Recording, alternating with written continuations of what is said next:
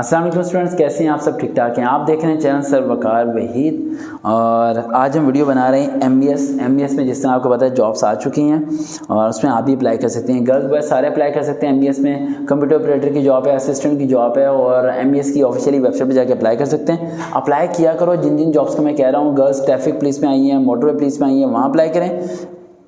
MBS में apply करें। MBS में सिर्फ वो बच्चा अप्लाई करे जिसे कंप्यूटर का थोड़ा बहुत नॉलेज है। टाइपिंग स्पीड अगर उसकी सही है तो एमबीएस के टेस्ट को पास करना आसान है, लेकिन एमबीएस में चलता है बहुत ज़्यादा रेफरेंस।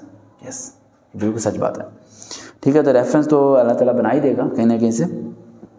एमबीएस का सिलेबस मैं आपको बता दूं, छोटा हो बड़ा हो सबके काफ़ी हद तक पेपर एक ही जैसे आने वाले हैं, राइट। और कोई ज़्यादा ऐसा नहीं है कि हर एक का अलग डिफरेंट पेपर बनाया जाएगा। एक जनरल पेपर होगा जो कि नॉर्मल जो स्केल्स हैं, राइट, 7 स्केल से लेके 14 स्केल तक सबको एक जैसा होगा, जिसमें इस्लामिया स्टडीज़ 20% होगी।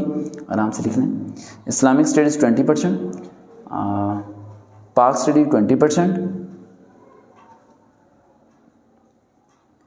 इंग्लिश 20%, जनरल नॉलेज 20% और जॉब रिलेटेड। अब ये आप जिस पोस्ट पे अप्लाई करोगे उसके मतलब 20% आएगा। यानी इस्लामियात, पाक स्टडी, इंग्लिश, जनरल नॉलेज, ये तो सबका सेम आना है। अगर आपने असिस्टेंट के लिए अप्लाई किया है तो असिस्टेंट का मतलब 20%। अगर आपने अकाउंटेंट के लिए अप्लाई किया तो अकाउंटेंट के लिए 20%। अगर कंप्यूटर ऑपरेटर के लिए अप्लाई किया तो कंप्यूटर ऑपरेटर के लिए 20% आएगा। अच्छा, इसकी तैयारी कैसे करनी है? एमईएस का पेपर इंग्लिश में आता है, उर्दू में नहीं आता। और एमएस का पेपर जो सा होता है वो एक बबल्स फिल करने वाले की तरह होता है। इसके पीछे कार्बन भी नहीं रखा होता।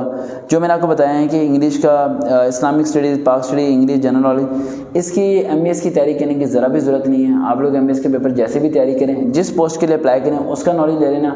फॉर एग्जाम्पल, अगर कंप्यूटर ऑपरेटर के लिए आपने अप्लाई किया है तो 60 वर्ड्स पर मिनट टाइपिंग स्पीड आपकी होनी चाहिए। एमएस वर्ड एक्सेल के फॉर्मूले आपको आने चाहिए, पावर पॉइंट के फॉर्मूले आने चाहिए, शॉर्टकट कीज़ आपको आने चाहिए। अगर आपने असिस्टेंट के लिए अप्लाई किया तो फाइल हैंडलिंग आपको आनी चाहिए, डे शीट मैनेजमेंट आनी चाहिए, रिवाइज डे शीट आनी चाहिए, आपको ये चीज़ें आपको आनी चाहिए।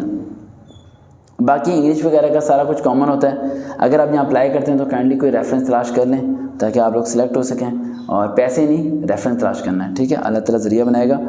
फेसबुक पे जाकर सर्च करें waqar.wahid121, मेरा चैनल मिल जाएगा, फेसबुक आईडी मिल जाएगी, उसे फॉलो कीजिए।